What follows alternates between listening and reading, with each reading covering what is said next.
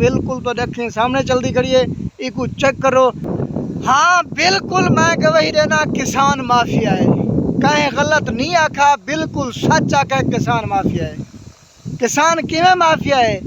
हाँ अगर कणा का रेट चढ़ वंजा किसान माफिया है।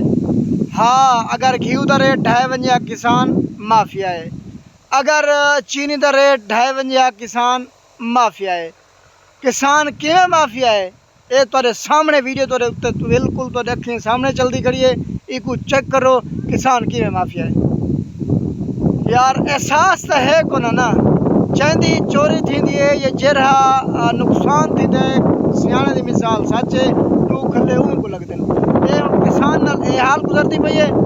लोग आदन किसान माफिया है, वड्डे सारे रहनुमा आदन किसान माफिया है। किसान माफिया तो है जड़ी उंदे नाल एक काम गुजरदा पे, इंसाफ तुसा करना रात हंजू दे पन किसान यकीन करो जड़ा एक काम है उनकी वही वहाउण वेले रेट कुछ होंदा है, जेरले वही कपण का टाइम आवे उनकी बाहर चावल का टाइम आवे उन वेले रेट कुछ होंदा है। जिवें हुण तो पिछे नजरदा पिया सी हुण पानी कुछ है अपने टाइम दे उत्ते ये शेर हो सी।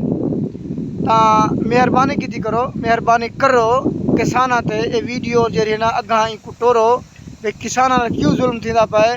वहावण तो पहले उहा चीज़ के अंदर महंगी है उहा वेचण लगे जले बाहर चलन उन्हें सस्ती थी पई। लिहाजा हवा का शुकाट है, मेहरबानी करो वीडियो को लाइक शेयर मारा करो तो वीडियो को अग्गां टोरो।